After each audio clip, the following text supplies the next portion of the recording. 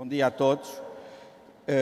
Cabe-me a mim apresentar em nome da Augusto Mateus e Associados as linhas gerais do projeto e do livro que hoje fica à disponibilidade, 25 anos de Portugal Europeu, a Economia, a Sociedade e os Fundos Estruturais. Queria começar pelos agradecimentos. Em primeiro lugar, o primeiro agradecimento vai obviamente para a Fundação Francisco Manuel dos Santos, não só pela oportunidade que nos deu, como pela missão que tem desenvolvido. Endosso este agradecimento ao Presidente do Conselho de Curadores, Sr. Alexandre Soares dos Santos, e ao Presidente do Conselho de Administração da Fundação, António Barreto. Uma das novidades deste trabalho é a organização e sistematização de um conjunto de informação sobre a aplicação dos fundos estruturais a Portugal. Esta sistematização não tinha sido possível sem o apoio das seguintes entidades: o Instituto Financeiro para o Desenvolvimento Regional, nas pessoas de José Soeiro e Carla Leal, o Instituto de Gestão do Fundo Social Europeu, nas pessoas de Rosa Maria Simões e Maria do Carmo Abreu, o Gabinete de Planeamento e Políticas do Mamaote, nas pessoas de Eduardo Diniz e Bruno Dimas, a Direção-Geral de Recursos Naturais, Seguranças e Serviços Marítimos, nas pessoas de Maria Teresa Bessa e Isabel Ventura. O terceiro agradecimento é para as cerca de 2 dezenas de consultores e especialistas da equipa de Augusto Mateus e Associados, da nossa equipa, que ao longo de 2 anos se envolveram de forma apaixonada na realização deste projeto. O último agradecimento é para todos os que estão aqui hoje, agradecer a vossa presença e, em particular, para todos aqueles que nos apoiaram com as suas sugestões e críticas ao longo da concretização deste projeto. Muito obrigado a todos. Vamos então a uma rápida viagem pelo livro.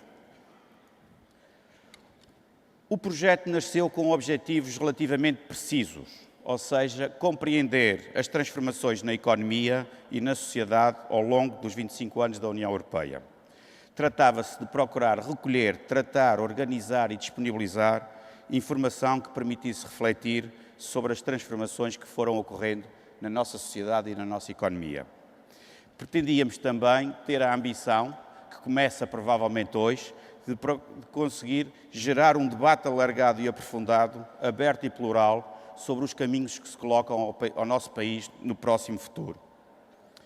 Este estudo obrigou também a um estilo muito próprio, ou seja, tínhamos a pretensão, ou temos a pretensão, que o trabalho possa ser lido e apropriado por um conjunto muito vasto de leitores, ou seja, pela generalidade da população. Pretendemos também que o trabalho possa dar poder e autonomia a cada um de vós, a cada um dos leitores, no sentido de fazer o seu próprio caminho, fazer a sua própria interpretação daquilo que nos aconteceu. Ou seja, a ambição é aquela que temos sempre quando nos dedicamos a estes projetos, que é transformar números e estatísticas em informação e transformar informação em conhecimento. É esse o nosso objetivo. A metodologia também foi uma metodologia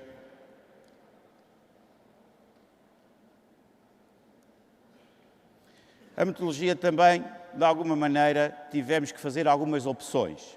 A primeira foi procurar correr o risco da simplificação, ou seja, procurar escolher indicadores, por vezes sempre os menos complexos possíveis e traduzidos para uma linguagem que fosse facilmente acessível. Indicadores, por vezes, mais óbvios não foram utilizados porque ou não cumpriam o objetivo de estar presentes durante os 25 anos que o estudo cobre, ou então porque não permitiam a comparação com os outros Estados-membros, com os outros países da União Europeia. A análise é apresentada em mais de meio milhar de gráficos que descrevem ritmos e tendências e procedem a comparações que pretendemos que sejam de fácil leitura.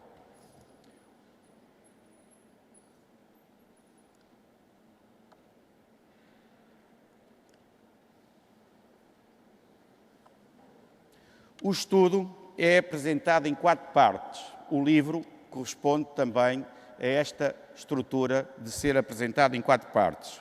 Os olhares, os retratos, os fundos e os roteiros. Vamos passar rapidamente só para percebermos como é que o livro está organizado e como é que está organizado cada uma destas partes. Os olhares. Os olhares pretendem ser... Temos aqui...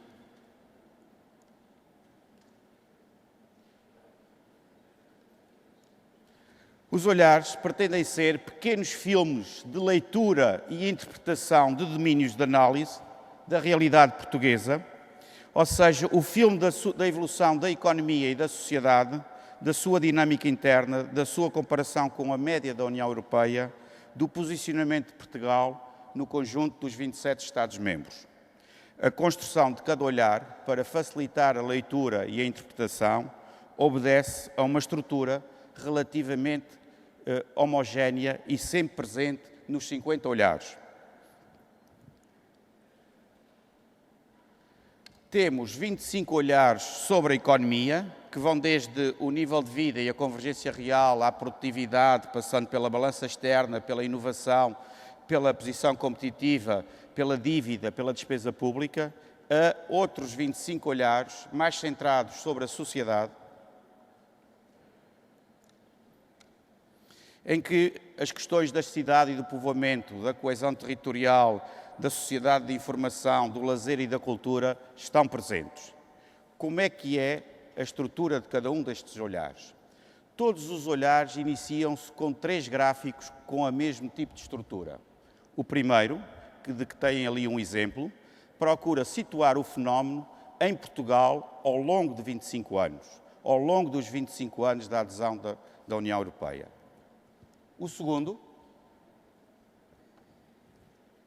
de que têm também aqui um exemplo, faz essa trajetória comparando com a trajetória da média da União Europeia, ou seja, procurando encontrar se há convergência nos caminhos seguidos por Portugal e pela União Europeia ou se há trajetórias de divergência entre estas duas estruturas. O terceiro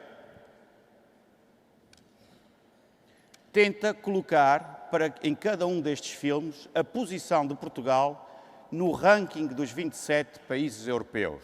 Estamos mais próximo do pelotão da frente, estamos mais próximo do pelotão de trás. Portanto, todos os olhares têm esta mesma estrutura e iniciam-se sempre com estas 3 imagens para cada uma daqueles 50 domínios de observação. Depois, cada olhar segue com uma fase de aprofundamento e termina com um conjunto de conceitos e metodologias e sugestões de leitura e aprofundamento de cada um destes olhares.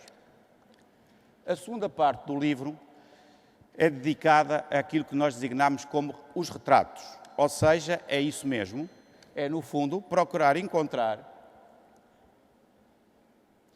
três momentos do tempo em que tiramos 3 fotografias ao nosso país e colocamos o nosso país em confronto com a média da União Europeia, ou seja, Portugal, no contexto europeu, como é que estava em 3 momentos deste percurso de 25 anos. Evidentemente que escolhemos os momentos mais óbvios para isto, o início, 1986, o fim, 2010, e um ano intermédio, 1999, que marca um ano relativamente importante, porque altera, no fundo, as regras da política de coesão são alteradas nesse momento, bem como as regras para a fixação da moeda única também ficam, de alguma forma, definidas também nesse momento.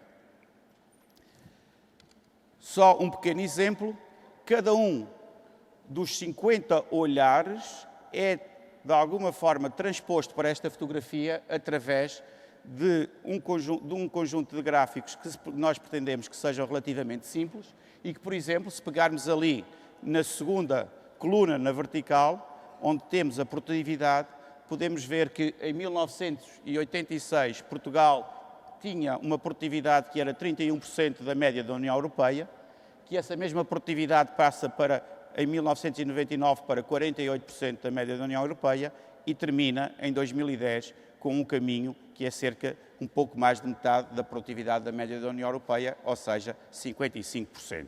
É aquilo que nós pretendemos nesta segunda parte do trabalho.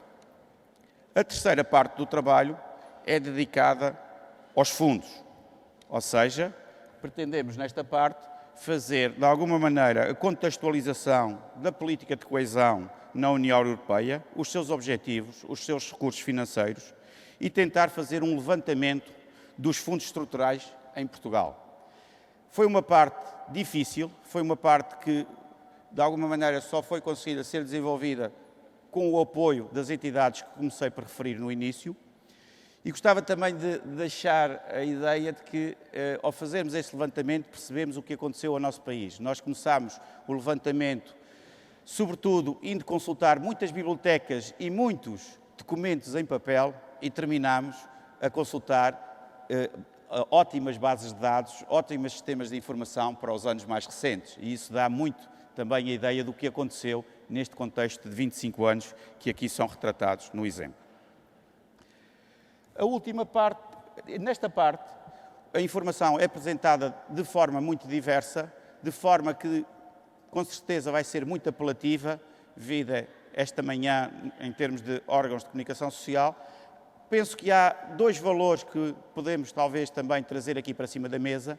O investimento que se espera que se realize com os fundos estruturais até ao final de 2013 é um pouco mais do que a preços constantes de 2011, representa um pouco mais do que a riqueza gerada no ano de 2011 no nosso país. O apoio a fundo perdido que os fundos proporcionaram pela União Europeia é também a preços de 2011 mais ou menos o equivalente ao apoio do acordo do Memorando de Entendimento entre Portugal e a Troika, que neste momento estamos no nosso país, cerca de 80 mil milhões de euros. Portanto, são dois números que, de alguma maneira, ajudam também a contextualizar esta parte. Finalmente, a quarta parte intitulamos como os roteiros, ou seja, a equipa, de alguma forma, percorre, nesta última parte, um conjunto de 6 percursos interpretativos sobre os olhares, os retratos e os fundos, tentando responder a questões concretas sobre aquilo que aconteceu nestes 25 anos de Portugal europeu. São estes 6 roteiros, são estas 6 questões que a seguir o professor Augusto Mateus vai apresentar. Em termos esquemáticos, o que nós temos é mais ou menos esta ideia, ou seja, perante uma questão concreta, por exemplo, o nível de vida melhorou para a generalidade da população de forma relevante, a equipa faz um caminho ao longo dos 50 olhares, procurando encontrar os indicadores que, de alguma maneira, permitem interpretar e responder a essa pergunta e, de alguma forma, encontrar a resposta para cada uma destas 6 questões. Antes de terminar, queria colocar um desafio a todos vós. Queremos que, fundamentalmente, a nossa pretensão com este trabalho é que esta obra seja uma obra aberta. Aquilo que nós vamos fazer a seguir, ou seja, a apresentação de 6 roteiros, representa a nossa leitura, mas gostávamos de convidar todos a fazer as vossas próprias leituras. Este trabalho deve ser considerado como um ponto de partida. Cada leitor é convidado a observar a evolução da economia, da sociedade e dos fundos estruturais, a criar o seu próprio roteiro pessoal sobre as profundas transformações ocorridas no tempo de uma geração. Este caminho é tanto ou mais importante, pois estamos a preparar o próximo ciclo de fundos estruturais e é tempo da sociedade portuguesa realizar um debate aprofundado sobre onde e como utilizar os fundos estruturais, sobre como gerir e governar a sua aplicação. É para este desafio que nos devemos todos autoconvocar, é para este debate que este trabalho pretende contribuir, servindo de instrumento de apoio e orientação à navegação. Enquanto país de marinheiros e velejadores, o que se deseja normalmente nestas alturas é bons ventos. Muito obrigado e muito obrigado pela vossa presença.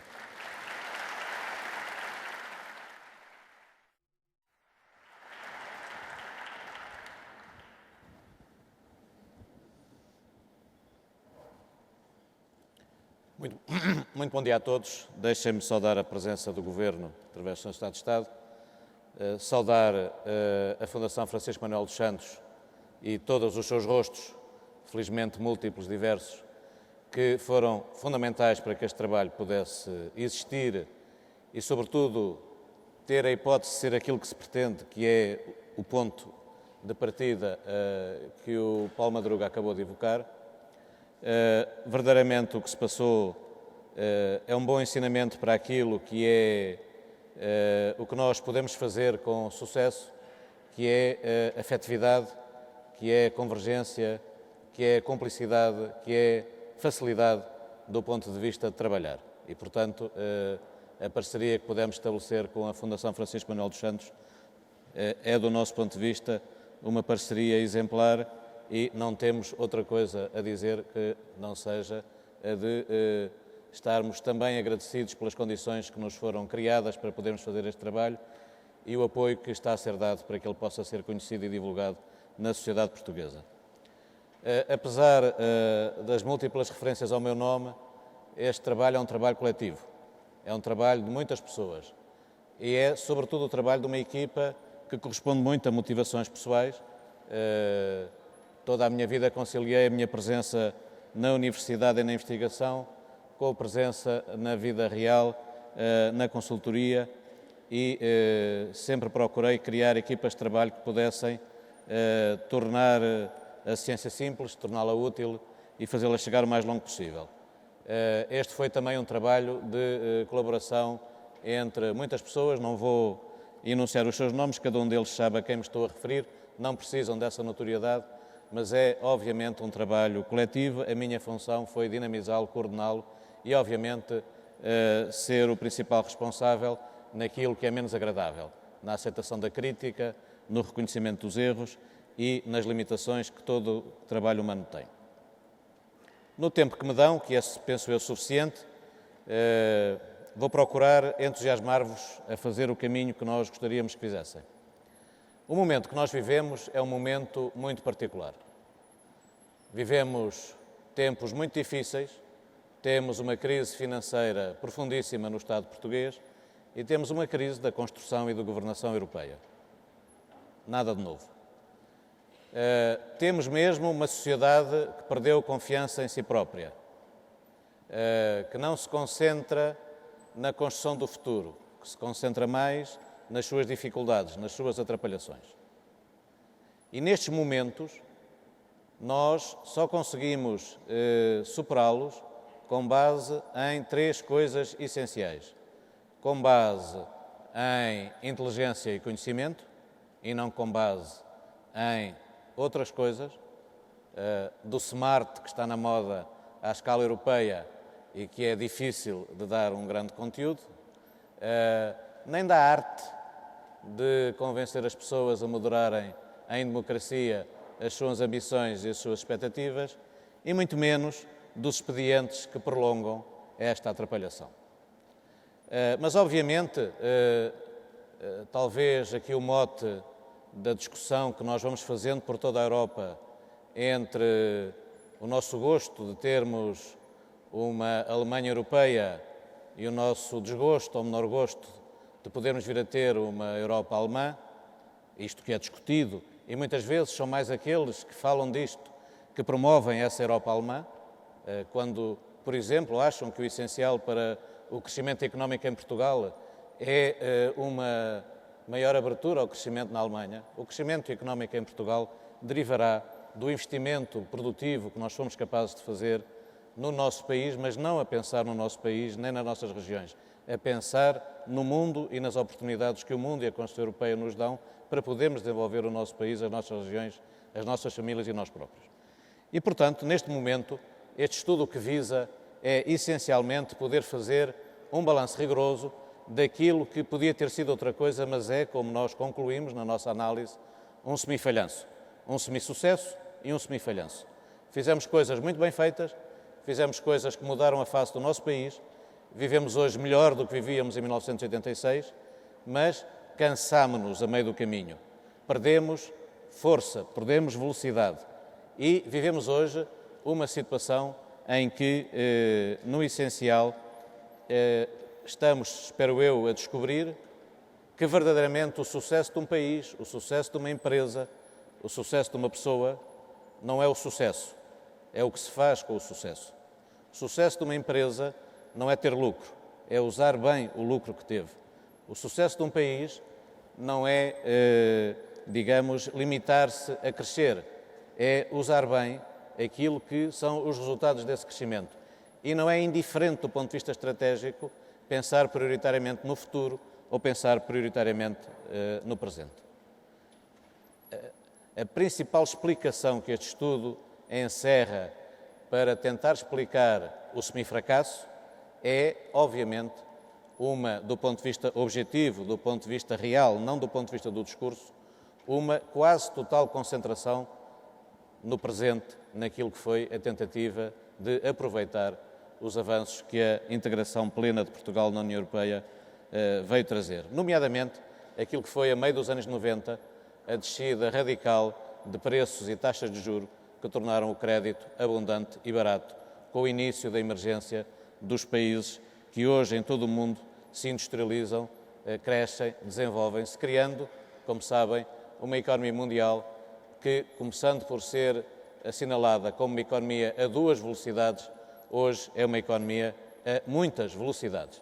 E nessa economia mundial a muitas velocidades, a Europa e Portugal fazem parte daqueles que andam mais devagar. E numa situação em que a sua própria evolução, como o estudo mostra com clareza, exigiria que se andasse mais depressa, quanto mais não fosse, para podermos honrar aquilo que são as regras das nossas democracias europeias, com elevada prioridade à qualidade social das nossas regras coletivas e à qualidade ambiental dessas mesmas regras.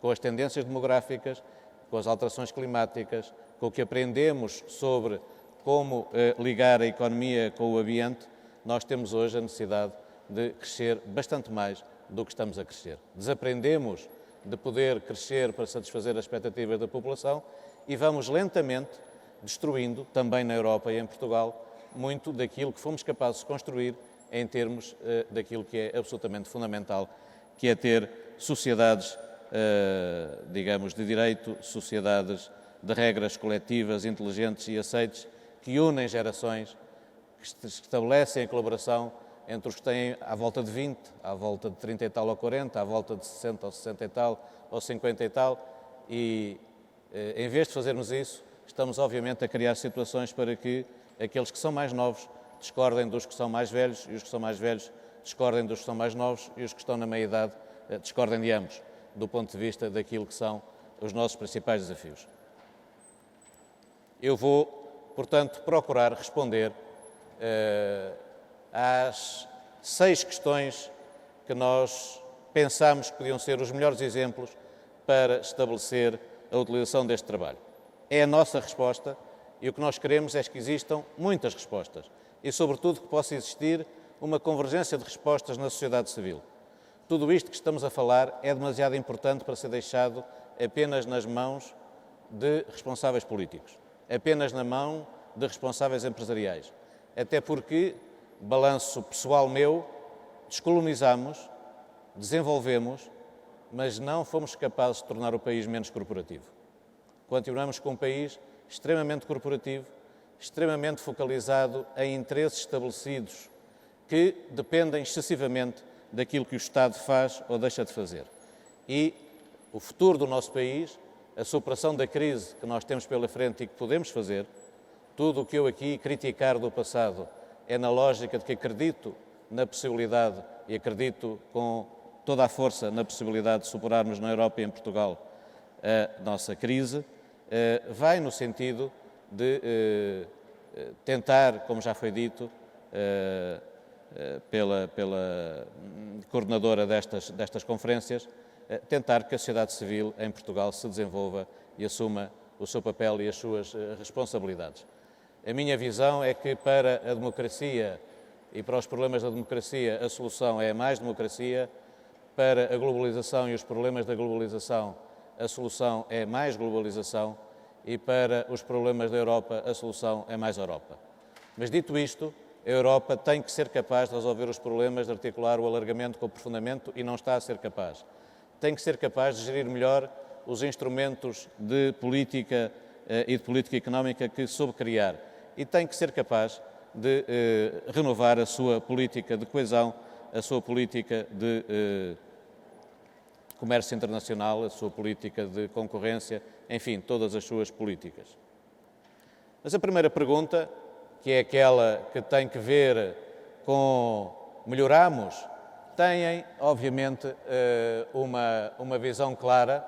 Vê-se, pela variação do consumo per capita, em termos, digamos, de todo este período, que melhoramos bastante mais no princípio do que no fim, e vemos também que, do ponto de vista da orientação do comportamento das famílias e das pessoas, nós fomos tendo um peso crescente do consumo no rendimento disponível.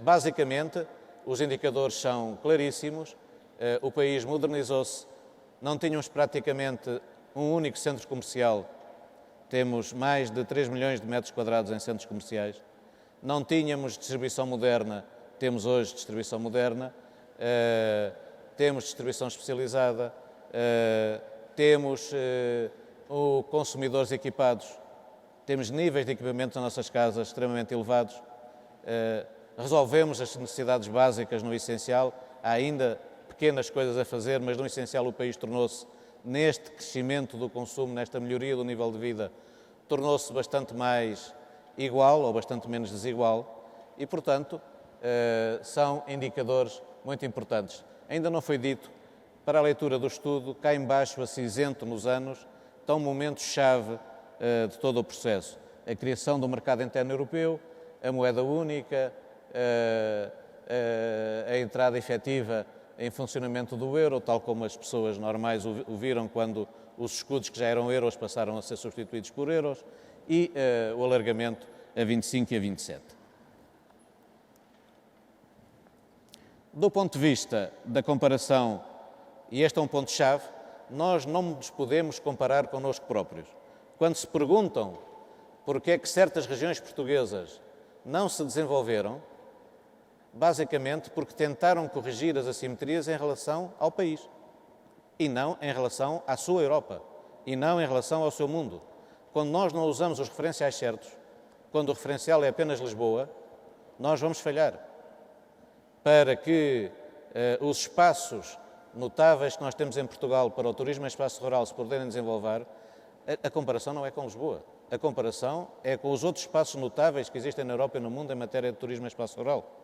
Para valorizar a cultura, o património e a criatividade, não é olharmos para o nosso referencial dos nossos 10 milhões de habitantes do nosso território.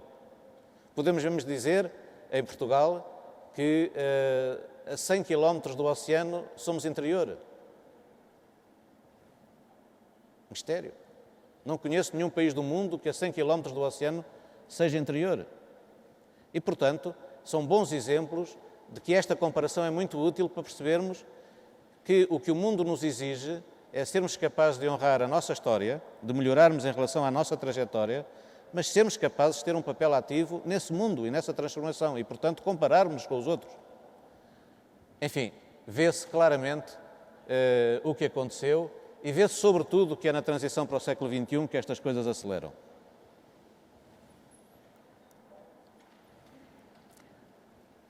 As despesas com a proteção social são um aspecto muito importante. O nosso sistema fiscal, a nossa entrada tardia e rápida no modelo de proteção social, com alguns desequilíbrios entre receitas e despesas, foi muito forte e acentua-se também à medida que vamos avançando neste período.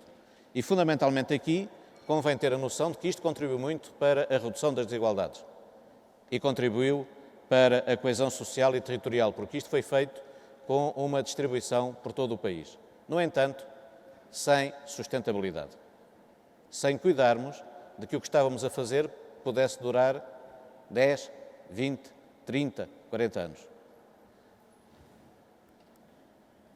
E, obviamente, têm um caminho, que é o caminho em que obtemos total convergência e ultrapassamos mesmo a União Europeia. O único problema é que isto faz parte da nossa crise financeira do Estado e faz parte da incapacidade de ter reestruturado todo um conjunto de sistemas e de os ter integrado do ponto de vista do sistema fiscal, do ponto de vista do modelo de proteção social, do ponto de vista da própria eficiência da administração pública e dos serviços coletivos propiciados pela despesa pública. Ainda vivemos muito num país em que a administração pública e os serviços coletivos são centrados em empregos, em infraestruturas, em edifícios, em condições, e não naquilo que é essencial, que é em bens e serviços, soluções para as populações. Os indicadores de desigualdade são claros. Enfim, deixem-me ser familiar aqui o Carlos Farinha Rodrigues, que é uma das pessoas que mais tem trabalhado estes temas, percebe, mas outros terão dificuldade em perceber. Nós não podemos usar aqui os indicadores mais sofisticados, porque é preciso comparar Portugal com a Europa e Portugal com todos os países europeus. Mas a fotografia é clara, nós conseguimos reduzir de alguma maneira as desigualdades, mas continuamos com uma sociedade e uma economia mais desigual do que a Europa. E particularmente num ponto decisivo, onde nós temos menos coesão, é na coesão económica. O país onde é mais afastado, mais diverso, o retorno do investimento nas diferentes atividades económicas é Portugal. A nossa falta de coesão começa na falta de coesão económica e depois prolonga-se na coesão social e na coesão territorial. Tem aqui as comparações do ponto de vista dos que têm mais e dos que têm menos e também, digamos, veem uma redução da desigualdade com um país mais desigual do que a União Europeia. Do ponto de vista da saúde, é uma das áreas em que nos orgulhamos. A saúde melhorou drasticamente em Portugal. Não há democracias sem equidade na saúde. Felizmente as sociedades não se convencem de outra coisa. A democracia, em primeiro lugar, é um tratamento igualitário na doença. Claro, não fomos capazes de acertar naquilo que é a maior eficiência no sistema de saúde. Ainda hoje há alguma popularidade em Portugal na existência de hospitais de proximidade. Nós precisamos é ter as pessoas próximas do sítio onde trabalham e vivem, a ter os cuidados de medicina preventiva, a ter os cuidados de educação para a saúde e a ter os cuidados continuados aos cuidados paliativos. Quando temos uma crise de saúde, precisamos de ser bem tratados, e isso é em hospitais eficientes, com dimensão, com capacidade para poderem fazer isso da melhor maneira possível. Mas, no essencial, fomos mesmo capazes, como sabem, de construir hospitais a 20, 30 quilómetros uns dos outros, porque era impensável aquele concelho ter um hospital e o meu concelho não ter um hospital. Mas, tirando isso, que se expressa num sistema de saúde que muitas vezes tem tecnologias do século XXI, financiamentos do século XX e às vezes a organização do século XIX, tirando isso, é claramente um caso de sucesso em Portugal. Nós temos um sistema de saúde onde o Serviço Nacional de Saúde se desenvolveu. Como em muitas outras áreas, não fomos capazes de articular corretamente o público, o privado e o social. Não criamos a complementaridade e o trabalho em conjunto que é preciso criar. Ninguém em Portugal tem dúvidas, penso eu, sobre o papel central de espinha dorsal do Serviço Nacional de Saúde Pública, mas estamos longe de ter um sistema de saúde eficiente e isso vê-se naquela pressão para cima no peso da despesa de saúde, na riqueza que produzimos e vê-se nas dificuldades atuais que nós temos em manter aquilo que construímos. Do ponto de vista, digamos, da comparação com a União Europeia, isso fica claro. As nossas dificuldades em eficiência vêem-se no disparar da curva vermelha sobre a curva preta e, portanto, é mais um terreno onde isto se verifica. Concluindo este primeiro roteiro, não vale a pena ter ilusões. É muito comum a ideia de que antes é que era bom. É absolutamente uma mentira. Portugal melhorou muitíssimo. Nós vivemos hoje de uma maneira muito melhor do que vivíamos e a generalidade da população.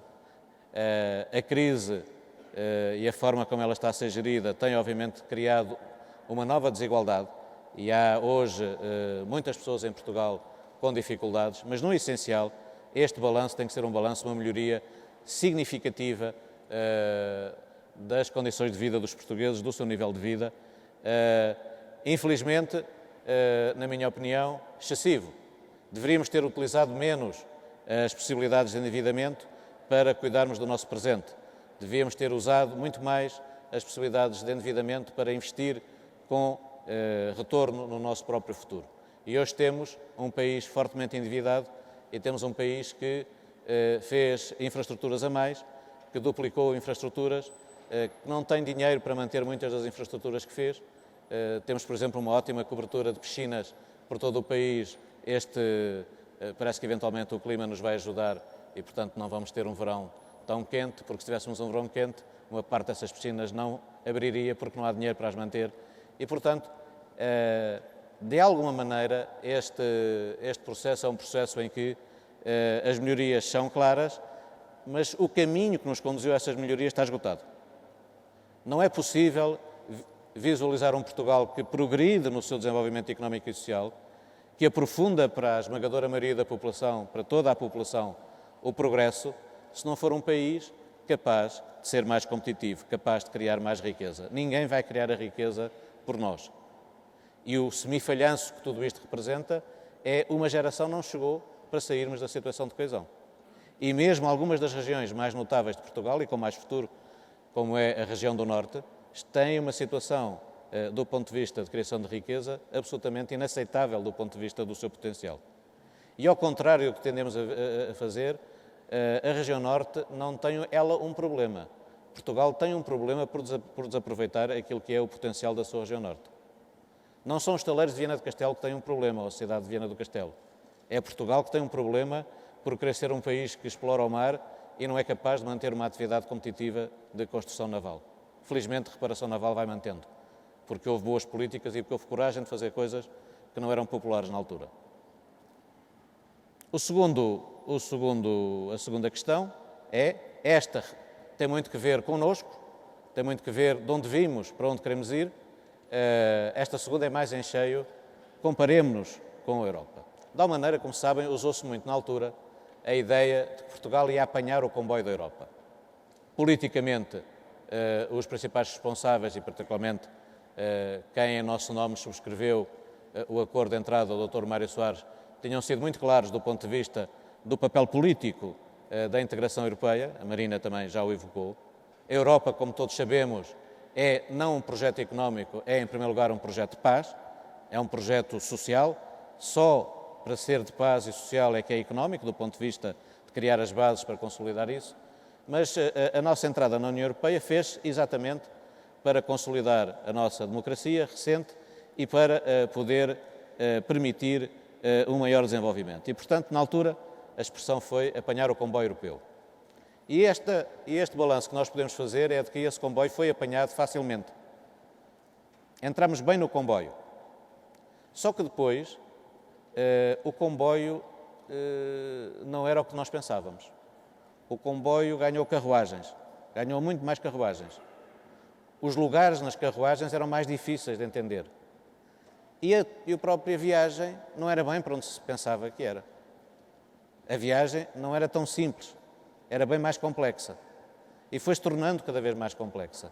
E, portanto, quem se preparou apenas para apanhar o comboio, encontrar o lugar e sentar-se, aconteceu-lhe duas coisas. Primeiro, sentou-se no lugar errado e depois não se adaptou à viagem. Esse é o nosso problema e é por isso que estamos nas dificuldades em que nos encontramos. Tem aqui a nossa história, é uma história de convergência, que avança rapidamente, que desacelera, que trava e que entope. É claro. Porquê? Parte já disse, parte irei explicando ao longo da apresentação. E, obviamente, vê-se claramente que é o século XXI, que é durante o século XXI, com a estagnação do crescimento económico, que tudo isto se vai dar. Mas, característica portuguesa, o consumo sempre acima da criação de riqueza. Um país que duradouramente não é a história de dizer a uma pessoa que vive mal, que anda a viver como se fosse um rico. É coletivamente, e coletivamente é coletivamente. Coletivamente, a nossa história devia ser ao contrário do que ali está. E a esmagadora maioria dos países europeus não é ao contrário, e os países europeus que estão bem, dentro das dificuldades, é mais ao contrário. Ou seja, o preto por trás do vermelho, abaixo do vermelho. Portugal, em termos de consumo per capita, em paridade de poder de compra, recuperou 3/4 da sua diferença em relação à Europa. Ou seja, em termos de consumo, Portugal é europeu. Apesar de nós nos queixarmos, dentro das suas desigualdades, dentro das suas diferenças. E atenção que a Europa é bastante mais portuguesa do que nós pensamos. Este estudo também nos ajudará a perceber que Portugal é muito mais europeu do que os ataques ligeiros a Portugal e a Europa dão, e que a Europa é bastante mais portuguesa do ponto de vista de ter características muito difíceis. Há um triângulo, se pensarem no sudeste da Alemanha, na zona leste da Bélgica e do noroeste da França, que é a zona que em cheio teve a indústria, que já é impossível ter na Europa, a indústria agressiva do ponto de vista ambiental, a indústria que não interessa a ninguém, cidades mal organizadas, forte penalização em termos de emprego, são espaços europeus há muito tempo em muito mais dificuldade do que nós nos encontramos hoje em Portugal.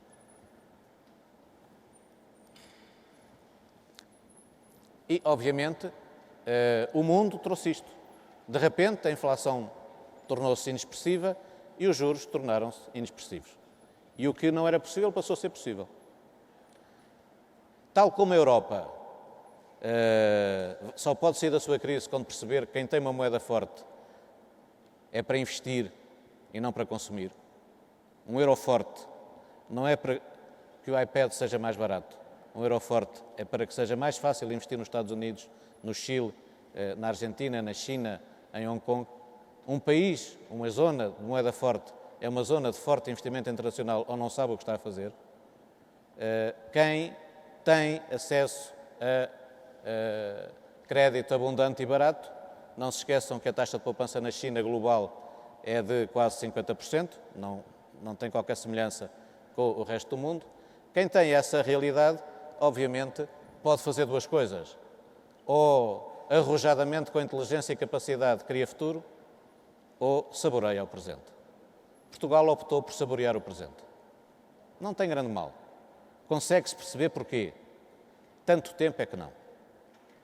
A ponto de se gastar 2.200 milhões de euros de dinheiro público em estádios de futebol, alguns dos quais acabarão destruídos, não se entende. A ponto de fazer a renovação de uma linha de caminho de ferro entre Lisboa e Porto por mais dinheiro do que o novo aeroporto de Berlim, que está à espera de ser inaugurado, não se entende. E podia agora falar 3 horas sobre isto. Não para apontar o dedo a ninguém, posso dizer a ponto de se criar aeroportos onde não há aviões. A Espanha fez tudo isto em doses muito mais fortes do que Portugal. Mas nós temos que ter uma noção que investimento não é despesa. Investimento é a despesa que trouxe retorno. Os problemas não se resolvem com dinheiro, os problemas resolvem-se com organização e com eficiência. E obviamente que é preciso dinheiro, mas o dinheiro, se não há organização, eficiência e estratégia, não serve de nada. E, portanto, o semifracasso é, em grande parte, a denúncia que temos que fazer para podermos ter futuro, de que não é possível continuar a fazer aeroportos sem aviões, que não é possível continuar a fazer infraestruturas que não servem para nada, que não é possível continuar a fazer infraestruturas sem serviços. Uma infraestrutura sem serviço em cima não serve para nada. Que não é possível fazer investimentos sem ter dinheiro para os manter. Houve muitos investimentos feitos em Portugal com fundos estruturais, em que a entidade que fez o investimento podia fazer o investimento, mas não tinha dinheiro para manter esse investimento. E um investimento custa 8, 9, 10, 7% ao ano, durante mais de 10 anos, para ser mantido. Não se pode investir sem ter dinheiro para manter o investimento. São coisas elementares, mas que nós em Portugal desaprendemos e temos que voltar a aprender. E, portanto, convergência total entre Portugal e a Europa e, obviamente, como o comboio mudou de linha, o que é que nos aconteceu? Quando nós construímos na Europa a coisa mais inteligente que se fez face à globalização, que foi para mercados que deixavam de ser nacionais e que passavam a ser globais. No nosso caso europeu, tínhamos mercados nacionais e criámos o mercado interno europeu. Portanto, as fronteiras alargaram. Nós tínhamos instrumentos para os mercados nacionais. Era, obviamente, necessário criar instrumentos para mercados globais. Portanto, qualquer criança percebe que o instrumento tem que ser proporcionado àquilo que quer regular. Nós passamos a vida a dizer que não se matam moscas com carabinas, mas que para coisas, digamos, mais fortes precisamos de instrumentos mais fortes. A Europa foi a única parte do mundo em que se criaram instrumentos supranacionais de política económica. A União Económica e Monetária, em si, é uma excelente ideia. A moeda única, em si, é uma excelente ideia. Tinha uma pequena consequência. A partir do momento em que entrávamos na disciplina da União Económica e Monetária, e não é possível criar uma União Económica e Monetária sem uma colaboração reforçada entre políticas que permanecem nacionais, os orçamentos, daí se ter criado um pacto de estabilidade que à última da hora europeia se transformou em pacto de estabilidade e crescimento. Aqui é a parte em que a Europa é também um bocadinho portuguesa, ou mais propriamente, como sabem, francesa. Não é? Esta ideia de que o nome das coisas altera a substância, não altera. Não é por chamar qualquer coisa, não é por chamar dispositivo avançado de demonstração que uma prateleira deixa de ser uma prateleira. Pode ser mais facilmente financiável do ponto de vista de alguns incentivos públicos, mas continua a ser uma modesta e simples e importante prateleira onde nós gostamos de tocar nos produtos quando visitamos lojas. E, portanto, o Pacto de Estabilidade e Crescimento nunca foi de crescimento, nunca será de crescimento, é puro e duro um pacto de estabilidade para que alguém acredite na moeda única.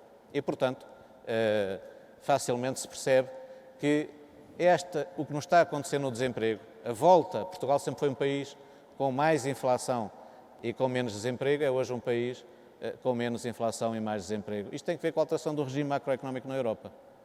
E nós, a partir do momento em que entramos na moeda única, temos que perceber que, a partir daí, a nossa ineficiência, as nossas dificuldades de organização, as nossas dificuldades competitivas seriam pagas em desemprego e não inflação.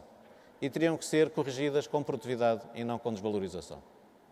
Outra coisa, veremos mais à frente, é como é que é gerido o euro, como é que é gerida a política monetária europeia, mas isso é outro problema e nada disto é estranho.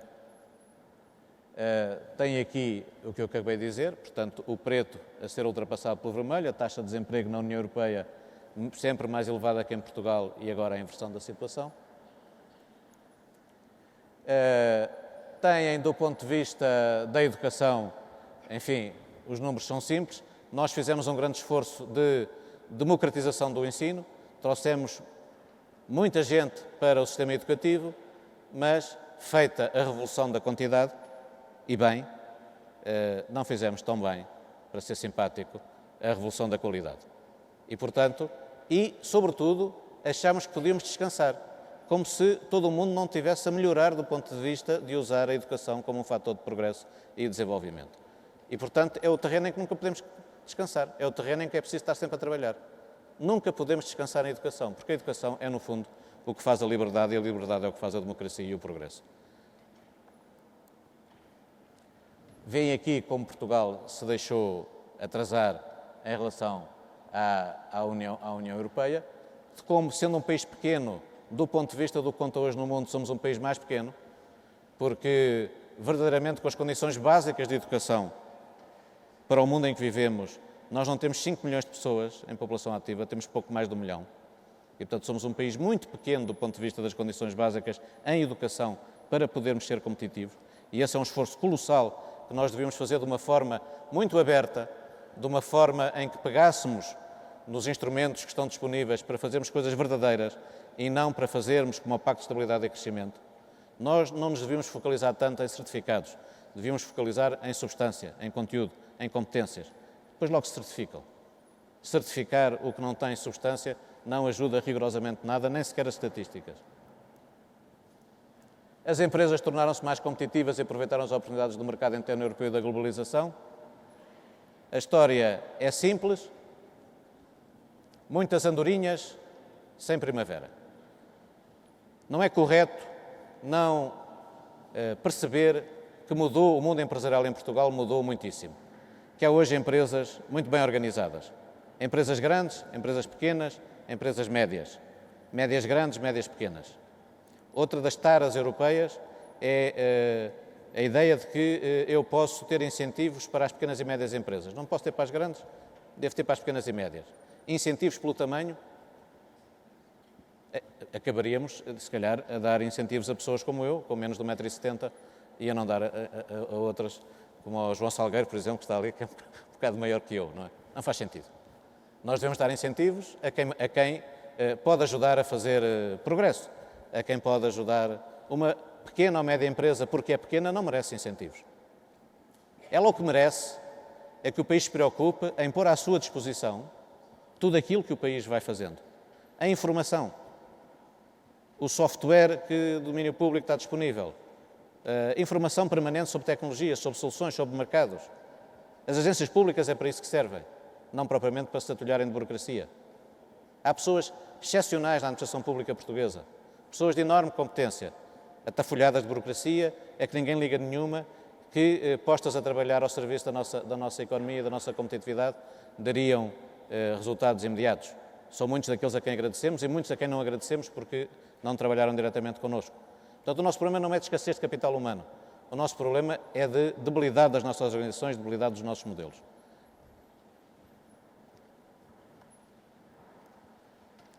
Tem aqui sempre a comparação e de como vê-se bem que tudo oscila, tudo é oscilatório e tudo vai no sentido que não queríamos. Tudo vai no sentido de saturação, de perda de velocidade, de definhamento. Palavra que o Dr. Arana Lopes, que infelizmente já nos deixou, muito gostava de utilizar. Este definhamento não é inexorável, não é específico de Portugal, do Sul, nada disso. Este definhamento é erros estratégicos, a ausência de dinamismo da sociedade civil e responsabilidade política e empresarial, muitas vezes exercida sem as condições necessárias. Tem aqui o que é que nos aconteceu, como não prestamos atenção a quem, em câmbios fixos, a inflação mais elevada que a dos nossos parceiros nos dificulta a vida. É anti-competitividade. Achamos que era a mesma coisa. A partir do momento que temos a mesma moeda que a Alemanha, ou que temos a mesma moeda que a Holanda, se os nossos preços sobem mais do que na Alemanha ou na Holanda, nós perdemos competitividade. Deixou de ser como nós fazíamos no passado. E não custa muito fazer o mesmo que os outros do ponto de vista do controle da inflação. Portanto, fomos perdendo e, obviamente, fomos perdendo produtividade, e aproveito para tentar esclarecer uma questão. Portugal não, é um país muito competitivo do ponto de vista da competitividade de custo, da eficiência. Não é preciso trabalhar mais horas. Muitas empresas em Portugal, do ponto de vista dos serviços, do ponto de vista da indústria, do ponto de vista da agricultura, estão muito bem organizadas e fazem coisas excepcionais do ponto de vista da eficiência. Em algumas coisas, nós temos a nossa sociedade a tramar essa eficiência. Por exemplo, num mundo em que os ciclos de vida dos produtos se reduziram drasticamente, um automóvel de antes, entre a primeira ideia e a primeira chave no automóvel, demoravam 10 anos, agora demoram 17 meses. É essa a grande diferença. E depois o ciclo de vida em curta, o ciclo de desenvolvimento a larga, o ciclo de vida em curta. Os equipamentos duram menos. Por exemplo, os tecidos que gostam, quando mexem nos tais dispositivos avançados de demonstração, os tecidos que nos agradam, em grande parte são mercerizados. Isto é, são sujeitos a um tratamento para os tornar mais suaves, mais finos, mais agradáveis ao tato. As máquinas que permitem fazer isso custam uns largos milhões de euros e duram 5, 6 anos, do ponto de vista da sua capacidade competitiva. Quem tem elaboração contínua, compra estas máquinas baratas. Quem não tem elaboração contínua, compra estas máquinas caras, porque os seus concorrentes trabalham. Portanto, nós temos uma enorme dificuldade em estabelecer elaboração contínua em Portugal. Uma parte substancial dos responsáveis empresariais não quer melhorar os salários e as condições de trabalho quem passa para a elaboração contínua, e uma parte dos trabalhadores quer passar automaticamente para a elaboração contínua como estava na elaboração não contínua. E, portanto, são coisas da sociedade civil que podiam acontecer pela sociedade civil sem a presença do Estado e que, infelizmente, não acontecem e que diminuem a competitividade da economia portuguesa. Em termos simples, isto significou o quê? Há bocado devem ter ficado chocados com o indicador da produtividade em euros e não em paridade de poder de compra. A produtividade no mundo global não se pode medir em paridade de poder de compra. Ninguém compra nada em paridades de poder de compra. As paridades de poder de compra é um exercício que nós fazemos para ver se podemos comparar as pessoas que não saem do sítio onde vivem, porque o cabaz de preços do que elas consomem é diferente do cabaz de preços do que se consome noutros países.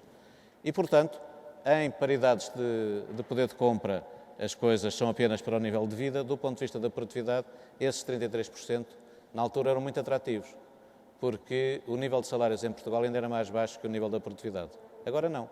passamos a ser um país pouco atrativo. Aliás, não demos atenção a que o comboio europeu se alargou.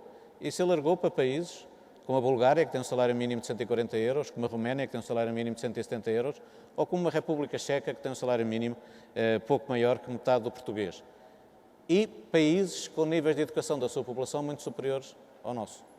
Porque a nossa democracia é recente e porque antes da democracia em Portugal a educação era negada à esmagadora maioria dos portugueses.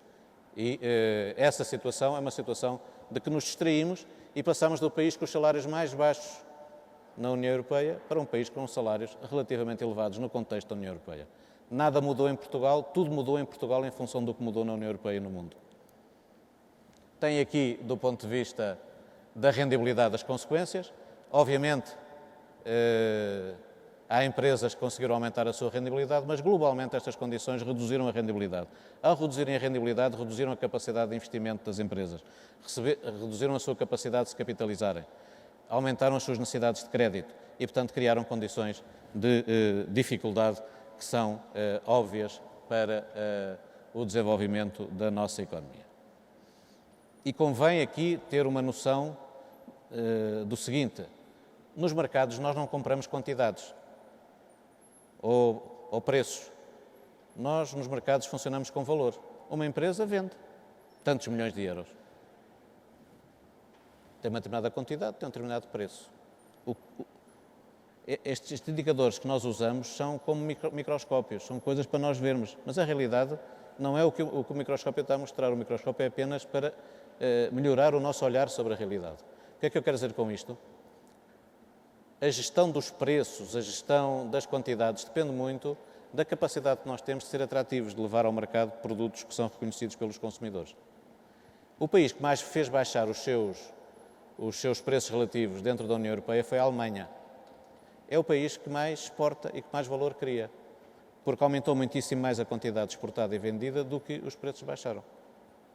E, portanto, neste contexto, a situação portuguesa deteriorou-se e facilmente nós reconhecemos que, em parte, o nosso semifalhanço é porque ficamos numa terra de ninguém do ponto de vista da competitividade. Insuficientemente competitivos para suportarmos a concorrência dos países de baixos salários, insuficientemente competitivos para suportarmos a concorrência dos países que mobilizam mais conhecimento, mais ciência, mais tecnologia, mais criatividade. Não podemos permanecer muito tempo nessa situação. E o nosso problema de produtividade é um problema do sítio onde estamos. É um problema de especialização. É um problema de, nas cadeias de valor que se partiram por todo o mundo e que se distribuem por todo o mundo, nós estarmos muitas vezes nos lugares errados, nos lugares que libertam menos valor, em vez de estarmos nos locais para os quais temos capacidade e que libertam mais valor. Se a economia for um rio, onde é que está hoje mais valor? No sítio onde nós reconhecemos primeiro que os outros as necessidades humanas e sociais, portanto, próximo de Lisboa, se o rio for o Tejo, e onde o Tejo nasce, onde se concebem processos, produtos, onde se mobiliza conhecimento, onde se transforma a economia. Não é no meio onde há, no mundo hoje, praticamente todas as economias sabem transformar. A economia, não tenham ilusões, já não é a propósito de transformar matérias-primas em produtos acabados. A economia é a propósito de mobilizar conhecimento, cultura, criatividade para satisfazer necessidades. A economia começa nas necessidades, começa nos mercados, não começa nas matérias-primas. Uma rocha bonita não faz um produto turístico. Uma cidade limpa não faz um produto turístico.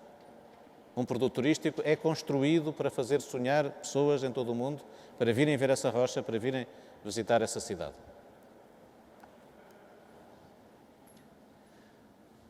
E, obviamente, tem aqui o que aconteceu em matéria de internacionalização. Tranquilidade. Um pouco como o meu clube, enfim, que já perceberam qual é. Tranquilidade. Terceiro, quarto, segundo, de vez em quando primeiro. Não é? Tranquilidade. Tudo errado. Não se pode viver hoje no mundo em que vivemos sem querer ter identidade, sem nos queremos desenvolver a partir de dentro. Não é sujeitarmos ao exterior, muito menos virarmos para dentro. É perceber que a globalização nunca valorizou tanto os territórios.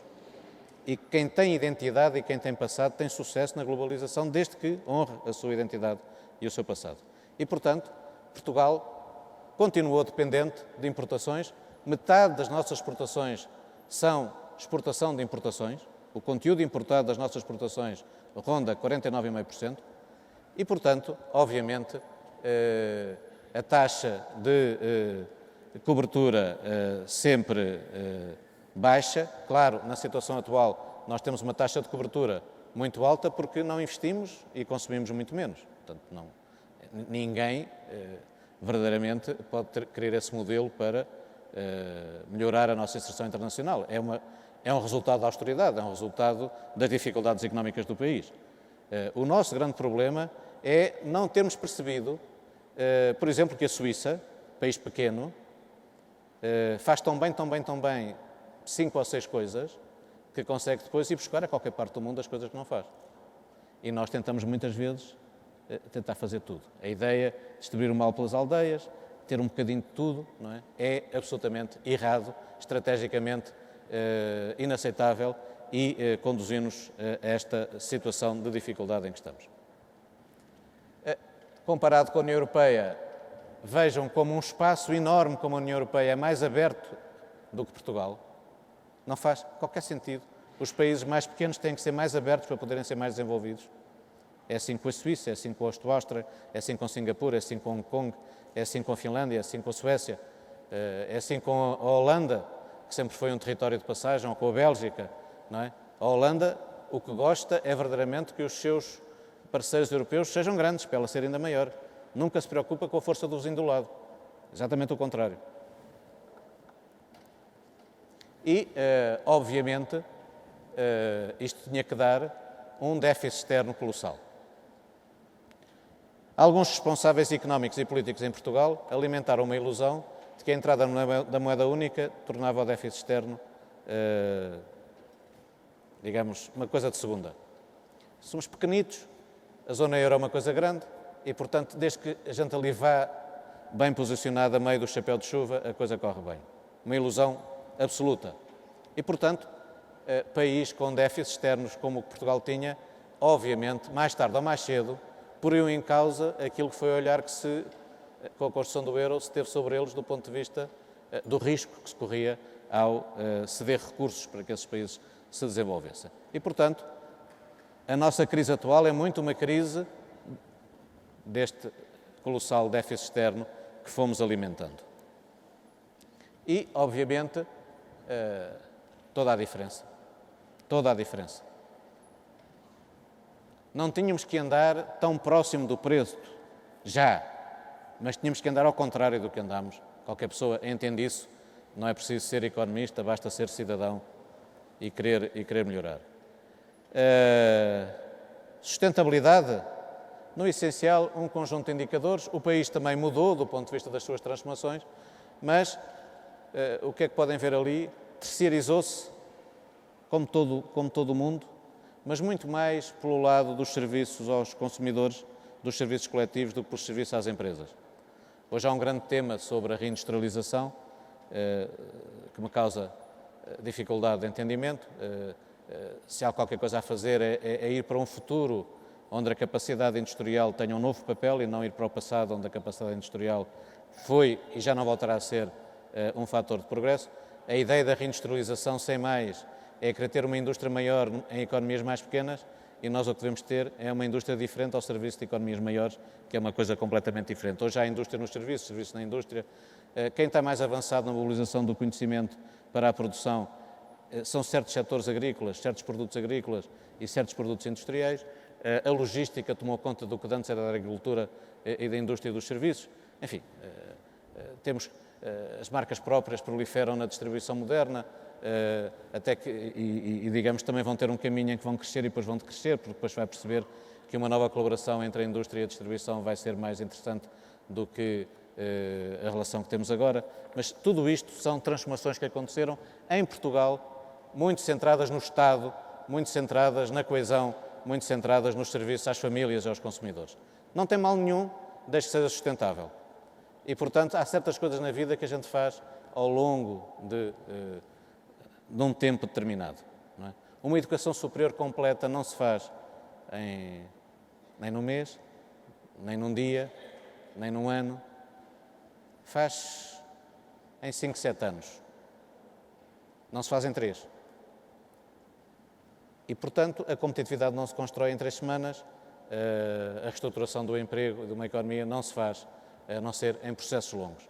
E, portanto, nós, verdadeiramente, temos que, até porque devemos prezar numa sociedade democrática avançada a coesão social, temos que cuidar muito das condições de sustentação dessa coesão social. E essas condições são competitividade, são capacidade de gerar riqueza. As duas coisas que tornam uma sociedade e pessoas livres são educação e capacidade de gerar riqueza. Verdadeiramente é livre quem consegue conhecer o mundo em que vive e quem consegue criar riqueza nesse mundo. E depois mantém-se livre se utiliza bem a riqueza que criou. Deixa de ser livre se utiliza mal a riqueza que criou. Tem aqui de como as coisas em Portugal correram com oscilações. Claro que houve um enamoramento do país pela construção e obras públicas. Felizmente esse enamoramento terminou cedo, ao contrário de outros países europeus. Devemos ter algum orgulho nisso. O ano em que mais cresceu a construção e obras públicas em Portugal foi 1999. Nós começámos mais cedo a desacelerar, mas, no entanto, do ponto de vista financeiro, criámos, digamos, uma situação terrível, que foi a de gente muito nova, fortemente endividada por períodos de 40, 45 anos. Muito parecido com o que foi em tempos do feudalismo. O feudalismo mais brando, as pessoas faziam contratos para serem protegidas, em que entregavam duradouramente durante a sua vida um terço, um quarto do que produziam a quem os protegia. Nós temos famílias em Portugal nesta situação mais grave, e ainda por cima famílias que não podem mudar de sítio. O modelo do ocupante da casa endividado, com seguro de vida e fiadora, é um modelo que impede mobilidade social e territorial no nosso país. Eu tenho uma casa em que é luz, fiquei desempregado, tenho um emprego em Braga, não posso aceitar, porque tenho a casa em que é luz. Portanto, há aqui questões muitíssimo importantes do ponto de vista da saturação, do ponto de vista do desequilíbrio. Em matéria de dependência energética, o indicador mais interessante é este. Em princípio, em Portugal as coisas, se víssemos só o vermelho, talvez interessantes, comparando com o que aconteceu na Europa, totalmente desinteressantes. Temos modelos de mobilidade, temos modelos urbanos absolutamente inaceitáveis do ponto de vista da eficiência e da racionalidade energética. Nós, do ponto de vista da sustentabilidade, fizemos o essencial. Não tínhamos infraestruturas ambientais, hoje temos uma rede de infraestruturas ambientais básicas bem construída. Temos que reorganizar, completar, mas no essencial fizemos o que era preciso fazer. Mas tratamos só da sustentabilidade de problema, não tratamos da sustentabilidade de solução. Uma parte do nosso futuro está em dar valor à sustentabilidade, dar valor à ecologia, dar valor a criar um planeta melhor para os nossos filhos e para os nossos netos. E ao fazer isso vamos dar valor àqueles que no mundo rural teimam em permanecer no mundo rural e desempenham serviços coletivos que deviam ser, serviços públicos que deviam ser remunerados, que deviam ser valorizados. E não usamos, coisa que devíamos usar, incentivos positivos e incentivos negativos nos preços para que a economia portuguesa, para que o comportamento das famílias, para que a gestão das cidades fosse muito mais próxima da sustentabilidade de solução do que da sustentabilidade de problema. Do ponto de vista, são coisas conhecidas, um claro privilégio para o modelo autoestrada, dificuldades imensas na utilização do caminho de ferro, e no contexto europeu, com as dificuldades com que se pode fazer isto, obviamente é preciso descontar, não é tão expressivo quanto pareça, convém, nós começamos em 86, não começamos em 1900, não é? E portanto, de alguma maneira há atrasos grandes no nosso país que têm que ser refletidos nesses quadros, não é? Mas no essencial, enfim, eles falam por si, dispenso-me de os comentar mais. Roteiro 5, coesão territorial e igualdade de oportunidades. No essencial, nós somos capazes de tornar um país muito mais igual do ponto de vista da coesão e um país muito mais desigual do ponto de vista da competitividade. Isto é, aproximamos as condições de vida das pessoas ao nível das nossas regiões, mas afastamos as capacidades de criação de riqueza ao nível das regiões. E não há, deixa-me ser claro, não há IRC que valha. Hoje em dia, para criar riqueza, nós precisamos de serviços, precisamos de facilidades, precisamos de proximidades daquilo que é a mobilização do conhecimento, da diferenciação. O futuro é a propósito de inovação e diferenciação. Não é só tecnologia. Nem a tecnologia faz imediatamente inovação. O que faz inovação é a apropriação da tecnologia pelas empresas, pelas atividades. A importação de tecnologia ou a compra de tecnologia não faz inovação. Não é isso que hoje caracteriza as nossas economias. Mas, no essencial, para países como Portugal ou como a Itália, que são bons exemplos na Europa, o caminho da diferenciação é absolutamente importante. Nós podemos ter um imenso sucesso a gerar valor fazendo coisas diferenciadas. É por isso que, por exemplo, do ponto de vista turístico, e estamos aqui num bom exemplo de regeneração urbana, é por isso que Lisboa, contra tudo e contra todos, por si, como a sociedade civil em Portugal se devia erguer contra as suas dificuldades, Lisboa é um bom exemplo. Lisboa, obviamente, do ponto de vista de Lisboa como terreiro do passo, de Lisboa como país centralizado, merece ser criticada. Mas não é Lisboa, é a centralização do país. Lisboa como região, Lisboa como cidade, é um bom exemplo para o país, porque tem-se sabido erguer contra tudo isto e hoje é um excelente destino turístico. E é um excelente destino turístico não à custa de dinheiro público, não à custa de políticas públicas. É até, em muitos casos, um bom destino turístico contra o dinheiro público e contra as políticas públicas. E é um belíssimo exemplo de como a sociedade civil em Portugal pode fazer coisas bem feitas. Eu fui comissário para Baixo Chiado, durante 6 meses trabalhei gratuitamente para a Câmara Municipal de Lisboa, estabelecemos um programa, está tudo por fazer, menos o que as pessoas deviam fazer. E as pessoas estão a fazer aquilo que está nesse programa, que é tornar o Chiado um espaço, como pusemos no título, um espaço à Carlos Paredes, movimento perpétuo, onde há sempre qualquer coisa boa para fazer, incluindo dormir com qualidade. E, no essencial, têm aqui a realidade, têm a situação de Portugal, uma situação no meio entre os países mais desiguais e os países com menor dispersão, mais para o lado dos mais desiguais, corrijamos, mas não inventemos uma realidade portuguesa que não é tão distintiva quanto nos parece. A ocupação territorial em Portugal é aquilo que é, isto é, uma dificuldade em compatibilizar mundo urbano e mundo rural, uma preferência por chamar cidade o que é uma quase cidade. Em inglês, town é uma vila que é quase uma cidade e, portanto, toda a gente gosta da town, é uma quase cidade. Em Portugal, nós tendemos a não ter expressões para isso e, portanto, ou somos cidade ou não somos nada e, portanto, temos cidades com menos de 10 mil habitantes que, obviamente, não são cidades, não é pelo Parlamento dizer que é cidade que ela se transforma numa cidade. E, no essencial, grande concentração de população nas áreas metropolitanas de Lisboa e Porto, mas a experiência mais recente já é do maior crescimento urbano nas cidades fora das áreas metropolitanas.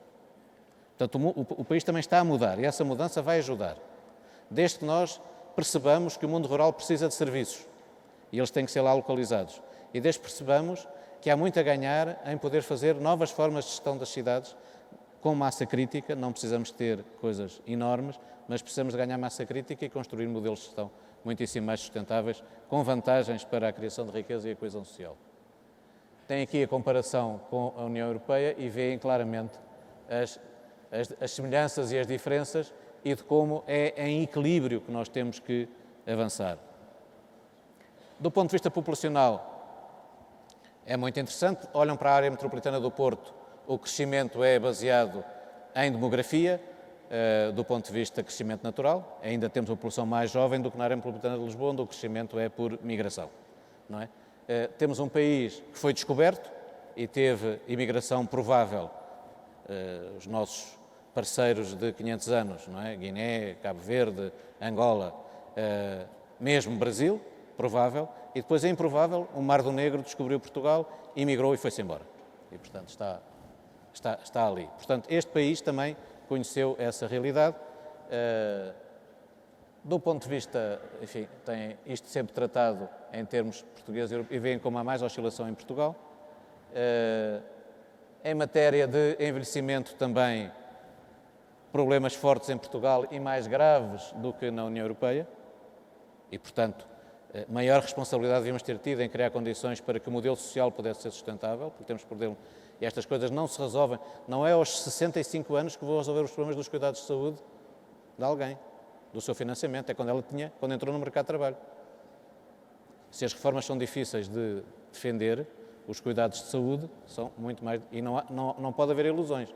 Para eu poder oferecer a quem tem agora uma esperança média de vida na casa dos 80 anos, a quem aos 65 vai ter pela frente pelo menos 15 a 17 anos de boa vida e de condições de autonomia, mas com doenças e com cuidados de saúde a crescer, eu tenho que ter modelos de financiamento completamente diferentes do que os simples modelos de repartição, em que cada geração paga o que da geração anterior. Aliás, nós temos um problema, e deixem-me evocá-lo, por causa da questão da confiança.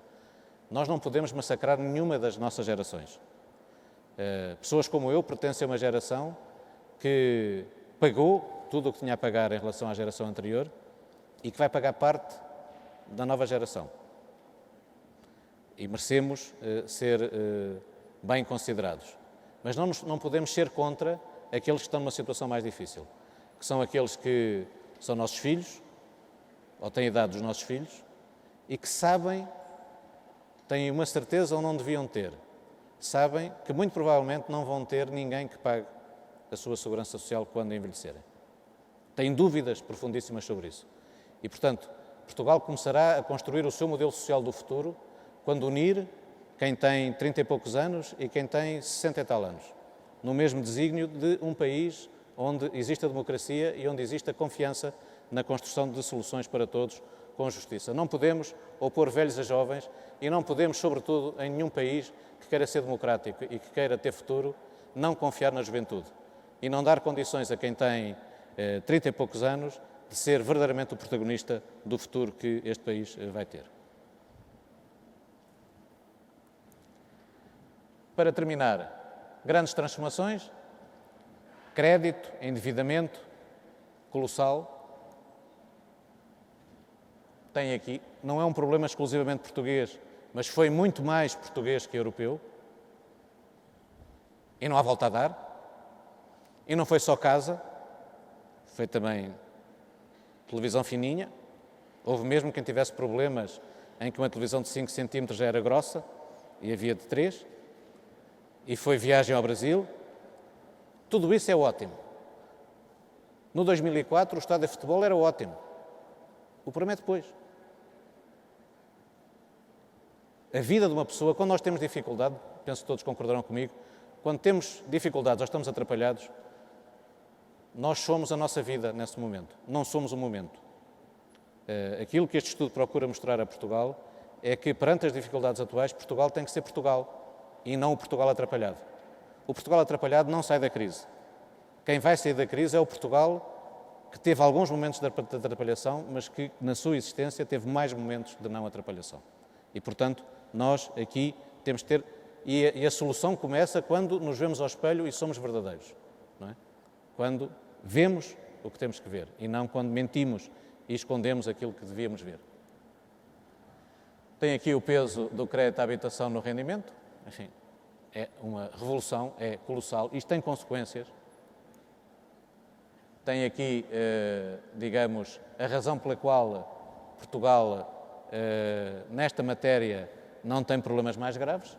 Irlanda, Espanha, Grécia, sim, problemas muito mais graves do que Portugal. Carga fiscal, continuamos eternamente com o mesmo problema. Taxas elevadas para quem paga impostos, baixas cargas fiscais. Sempre a aliança na sociedade civil dos contribuintes cumpridores com os incumpridores e não a aliança dos contribuintes cumpridores com os responsáveis políticos capazes de mudar o sistema fiscal. É isso que nós temos que produzir, porque continuaremos a ter uma elevadíssima carga fiscal sobre quem paga e uma baixa carga fiscal do ponto de vista coletivo. E, portanto, é preciso uma reforma. Se há reforma do Estado a fazer, é a reforma da tributação. Simplificação. Simplificação. Pequenas empresas com impostos simples, sem burocracia. São coisas que todo o mundo já fez e que Portugal não faz, não pensa, não quer fazer e que nos destrói significativamente a capacidade de investimento. Tem aqui, e como inexoravelmente irá por ali acima. E ao ir por ali acima é muito mais sobre quem paga do que no resto da União Europeia. E, digamos, as dificuldades da crise financeira e, fundamentalmente, outro momento em que Portugal converge é semifalhanço porque convergimos em certas coisas pouco interessantes e divergimos noutras coisas que suportavam estas para elas serem interessantes.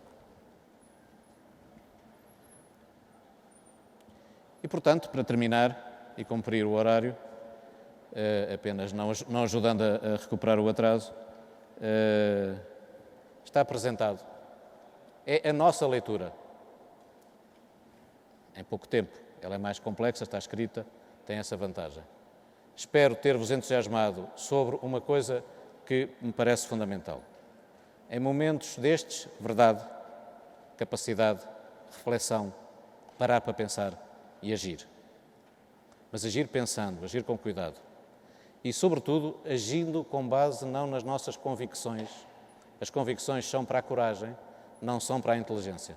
A inteligência não se faz de convicções. Eu sempre penso, pensemos sobre a realidade. 1 milhão é muito ou é pouco? Eu só sei comparando. 1 milhão pode ser muito, pode ser pouco. Comparemos. Confrontemos a nossa experiência com a experiência europeia. E sejamos portugueses e europeus. A Europa precisa de mudar. A Europa, por exemplo, no mundo, é o espaço que foi mais longe na loucura do low cost. Preços baixos, preços baixos, preços baixos. Os preços baixos são fundamentais. E há empresas em Portugal e na Europa a fazerem coisas excelentes no domínio dos preços baixos. Eu não estou a dizer isto pelo capital da Fundação Francisco Manuel dos Santos. Estou a dizer isto porque a Europa, no seu conjunto, se apaixonou pelas políticas mercantilistas do resto do mundo, nomeadamente a Ásia. A Ásia não quer consumo, por enquanto, quer produção e emprego. E a Europa passou a querer só consumo, sem cuidar da produção e do emprego. Não é mudar muito, é só equilibrar. Equilibrar os interesses da produção, os interesses do emprego e os interesses do consumo. Sem isso, bem podemos falar de jobs and growth. Não haverá nem growth nem jobs. E depois, talvez, nem todos gostamos de programas de televisão. Há programas de televisão de que não gostamos muito. Partimos a televisão. Ou seja, a Europa, a construção europeia, o euro não é bem gerido. Uma vida de facilidades para o Banco Central Europeu, uma vida de dificuldades para os orçamentos nacionais. Isso não se pode corrigir. A Europa não pode ter uma governação económica para todas as estações. Porque é que há de ter uma governação económica só para o verão? Depois, quando vem o inverno, a Europa está atrapalhada. Não é preciso ter um euro que sirva só os países menos desenvolvidos. É preciso ter um euro que sirva a área do euro. E o Banco Central Europeu deve ter uma política mais equilibrada, com objetivos centrados na inflação baixa, mas com limites para aquilo que são o valor do euro. Isso é facilmente, sempre se fez, há a possibilidade de fazer e, portanto, há muito a fazer na Europa e em Portugal. Espero que o estudo contribua para tomarmos consciência das dificuldades e para saudarmos o semi-sucesso que tudo isto foi e para derrotarmos o semi-fracasso que tudo isto também foi. Muito obrigado pela vossa atenção.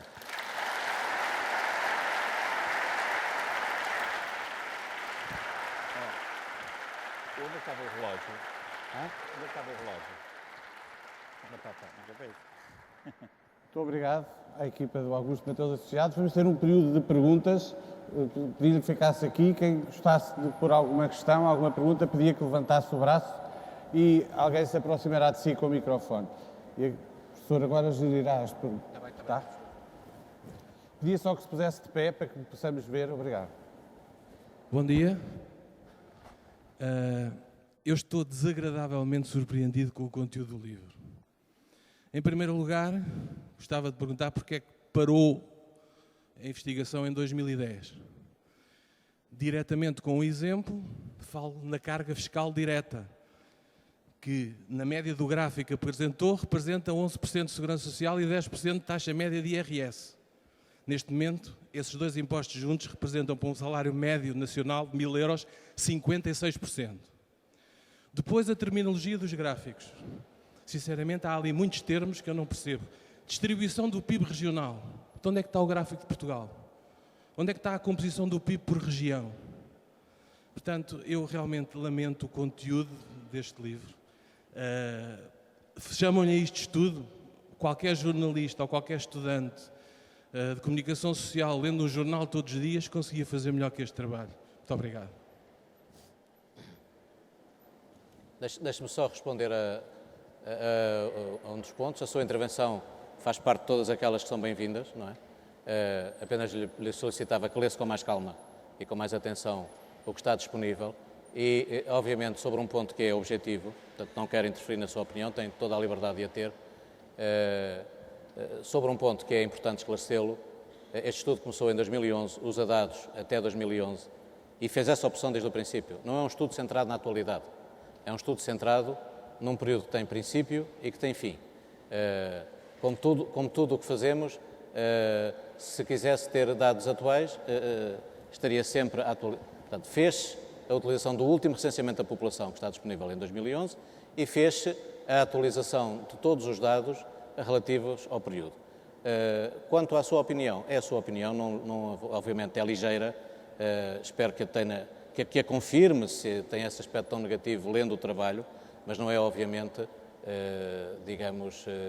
ouvindo uma intervenção que pode fazer uma opinião. Portanto, peço-lhe que leia com atenção e que depois, se não quiser ler também não faz mal nenhum, o que interessa é que as coisas se publiquem, se divulguem e as pessoas possam ter a opinião sobre elas.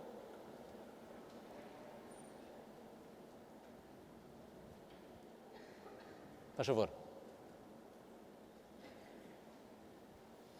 Bom, em primeiro lugar, saudar o estudo, que é seguramente um instrumento muito útil para o debate público em Portugal. Nós hoje, durante a manhã, ouvimos uma apresentação que focou muito um conjunto de opções que se fizeram, que poderão estar na origem dos problemas atuais.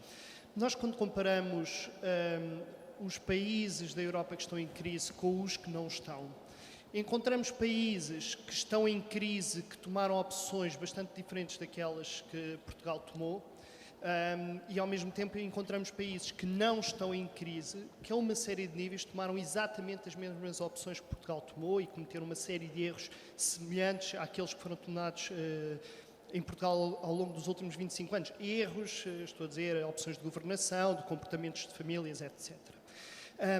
Há, porém, um aspecto que distingue claramente os países que estão em crise dos países que não estão em crise. E esse aspecto é a estrutura produtiva. O nível de correlação entre a estrutura produtiva e a exposição dos países às crises das dívidas soberanas é enorme.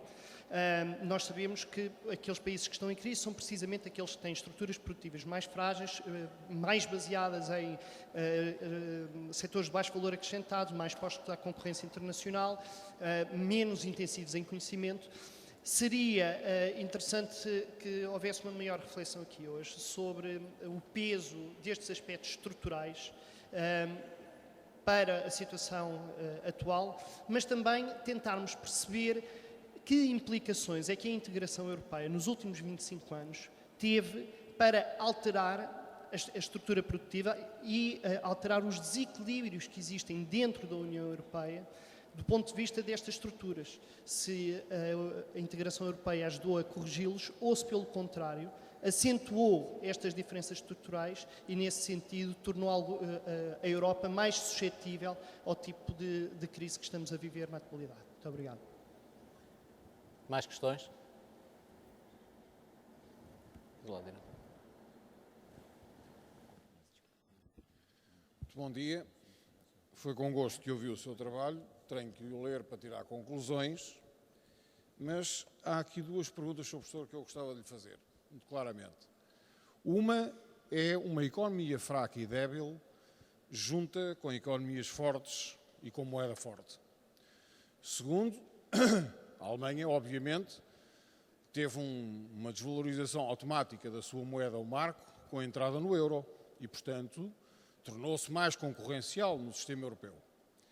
Minha pergunta é, ou das duas uma, ou criamos um euro ou duas velocidades, ou há países que têm que sair claramente do euro para se tornarem concorrenciais e poderem tornar a sua riqueza num polo diferente. Pergunto, Não é uma afirmação concreta, embora tenha algumas convicções sobre essa matéria. Mas vim aqui mais para ouvir do que para falar. A segunda questão tem a ver com uma moda que eu sempre me arrepiou muito e fui ficando sem cabelo nos anos 80 e 90, quando ouvia isso: Portugal tem que ser um país de serviços. Bom, serviços, tal como o próprio nome indica, e não é por acaso que é terciário, é para prestar serviços ao setor primário e ao setor secundário. Se não existe o setor primário e o secundário, presta serviço a quem? Bom, eu penso que esta falta de estratégia ou esta moda importada por livros mal interpretados em Portugal, os agentes políticos levaram o país e deram indicações ao país real e à economia portuguesa erradas, e gostava de ouvir, porque realmente, pelos indicadores que nós temos todos disponíveis, a indústria sempre foi um setor que fez progredir mais a sociedade em termos até de remuneração e de aquisição de poder de compra e de eficácia, digamos assim. Muito obrigado.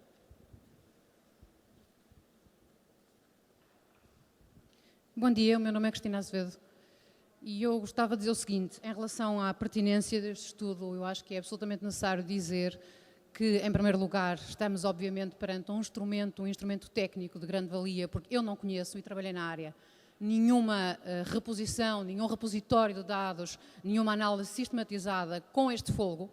Mas, por outro lado, e talvez mais importante, nós estamos perante um instrumento que está desenhado numa perspectiva de open source, numa perspectiva de podermos todos trabalhar sobre ele e, obviamente, concebido, conforme foi dito, com a preocupação de ser entendido por todos. E, portanto, este estudo é muito mais do que um estudo técnico, é um exercício de cidadania.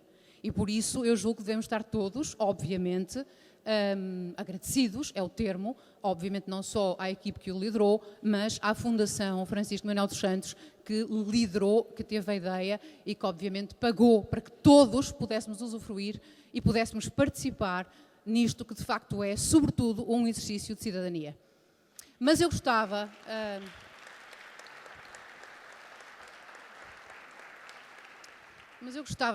enfim, tendo a oportunidade de ter ouvido tudo aquilo que o Sr. Professor Augusto Mateus e o Sr. Professor Paulo Madruga acabaram de nos explicar, de refletir no seguinte: talvez fosse interessante e talvez seja o caminho, porque esta não foi com certeza a encomenda, mas talvez fosse um caminho interessante explorar daqui até ao encontro que já nos anunciaram em setembro, de talvez numa pequena metodologia de case study ver, em alguma das áreas, o que é que teria acontecido se não tivesse havido fundos estruturais. Porque, na verdade, nós só podemos saber se foi bom ou mau ter fundos estruturais, não analisando na globalidade o que foi o esforço nacional e comunitário, mas percebendo que foi ou não, em todos os casos, melhor termos fundos estruturais do que não termos. Essa análise diferencial marginal talvez pudesse ser agora um apuramento, um ajustamento a fazer em algumas áreas, talvez, é uma ideia. A outra questão que seria importante explorar seria ver, de facto, quais são os grandes obstáculos que a própria política comunitária de coesão tem e as outras políticas. O professor aflorou isso, mas seria importante talvez verificar na eficácia da aplicação dos fundos.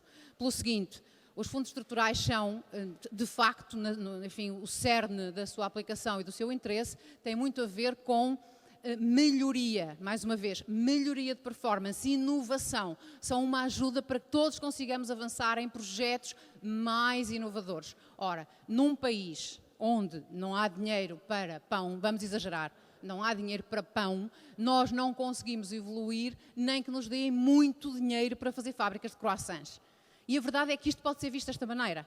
Os fundos existem para fazer coisas diferentes, coisas muito potentes do ponto de vista do conhecimento, do ponto de vista da inovação, e isto é difícil de conseguir fazer reverter em termos de resultados para o país, porque há necessidades básicas que não estão cumpridas e que algumas das políticas comunitárias não deixam, digamos, designadamente, usar os fundos estruturais para colmatar.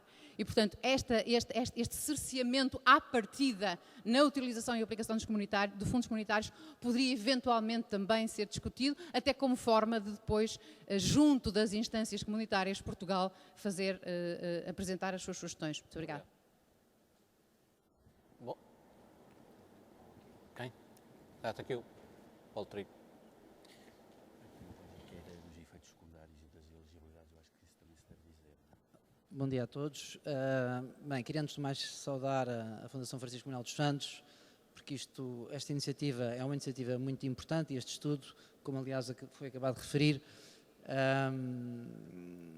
abre um grande conhecimento sobre os 25 anos, digamos assim, de fundos comunitários em Portugal e sobre a realidade portuguesa, e qualquer um de nós, se de facto o ler, ainda não li, mas poderá aprender muito com ele. Portanto, agradecer quer à Fundação, quer à equipa do professor Augusto Mateus este estudo. A minha questão prende-se com o seguinte: com a minha visão sobre Portugal hoje e sobre a crise. A capa do Economist, que está agora nas bancas, diz o seguinte: In Europe, no news is bad news. Portanto, na Europa, não haver novidades é má novidade. E uma das novidades que, a meu ver, teria que haver na Europa era uma alteração substancial do orçamento comunitário. O orçamento comunitário representa 1% do PIB. E uma grande percentagem do orçamento comunitário vai para a política agrícola comum. Portanto, é um negócio político entre a Alemanha e a França, em que a França estamos a pagar aos agricultores franceses para subsistirem com baixos níveis de rentabilidade. E uma solução possível, aliás, é a única que eu vislumbro no quadro do euro e que não passe por um perdão parcial da dívida, se calhar teremos que chegar aí, ainda no euro, seria alterar o orçamento comunitário. E a questão que eu coloco é o seguinte: em que medida é que vocês, tendo em conta o impacto dos fundos estruturais nos últimos anos, acham ou não acham que, mantendo a restrição, vamos assumir que o 1% do PIB mantém-se. Não vamos, porque seria impossível politicamente aumentar o orçamento comunitário. Mas mantendo-se 1% do PIB como orçamento comunitário, poderíamos passar para o nível da União parte das prestações sociais, segundo critérios objetivos, para os países em dificuldades, nomeadamente Portugal, com critérios como o nível de desemprego for mais do que não sei o que e tal. Porque esta passagem para cima permitiria o quê? Na minha opinião, permitiria aliviar a austeridade, ou seja, permitiria que nós cumpríssemos com um projeto de consolidação orçamental sem que isso fosse apenas interno, mas fosse também externo. Muito bem, temos limitações de tempo, deixem-me responder às questões. 5 minutos. Não, é menos do que isso, é menos do que isso. Em termos muito simples, começando pela última intervenção do meu colega Paulo Trigo Pereira, fundamental discutir isso. Este estudo é sobre as nossas lições da experiência. Ajuda a pensar isso e visa alimentar um debate objetivo sobre o que temos que fazer agora, tendo em consideração de onde vimos. Eu estou de acordo, disse isso, que nós temos que reequilibrar a política orçamental e fiscal com a política monetária e cambial na Europa. Não é? E, portanto, uma das formas seria, obviamente, passar para a escala europeia mais recursos, nomeadamente naquilo que é a modernização dos sistemas tributários, ou, como estavas a dizer, nomeadamente em termos de considerarmos que a Europa, no seu conjunto, deve fazer face a parte dos problemas com o envelhecimento, a parte dos problemas com as consequências na saúde do envelhecimento, mas há muita coisa que podemos fazer em matéria de mobilidade sustentável, em matéria de sustentabilidade de solução, como aqui referi, que precisa de incentivos penalizadores para viabilizar novas soluções. E tudo isso podia fazer parte de um fundo europeu que, como a Cristina dizia, era usado para além dos fundos estruturais, numa lógica de fazer melhor e diferente e não de fazer mais do mesmo. Esta é a questão, aliás, da questão que me foi colocada sobre o euro. Para fazer apenas mais, sem fazer melhor e diferente, a desvalorização cambial é fantástica. Só que esse tempo já passou. O tempo em que as economias europeias podiam ter um futuro com base numa moeda fraca é um tempo que já passou e, particularmente, para as economias como as economias mais parecidas com Portugal, hoje, às portas da Europa e dentro da Europa, há quem tenha condições para o fazer. E, portanto, a questão-chave é a segunda questão que colocou, essa sim, absolutamente essencial, que eu também já me referi, que é: nós não podemos ser míopes em relação àquilo que é o funcionamento de uma economia. Temos que cuidar de termos produtos competitivos, mas termos pessoas com poder de compra para adquirir esses. Não podemos desequilibrar isto. e não podemos desequilibrar aquilo que é o funcionamento da atividade económica. Há um largo consenso sobre mais conhecimento, mais qualificações, pessoas mais bem preparadas para empregos melhores. Sociedade da informação, aprendizagem ao longo da vida, economia baseada no conhecimento. Isto é um cocktail de mistura da indústria com os serviços, da agricultura com a indústria e os serviços. Não é uma separação. Ora, foi muito lido como uma separação.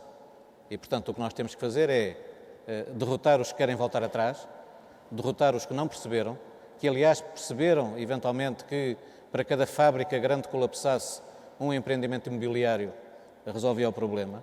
São duas visões absolutamente erradas e tem que ver com a terceirização mal pensada. O que nós precisamos é de uma terceirização para o sistema produtivo.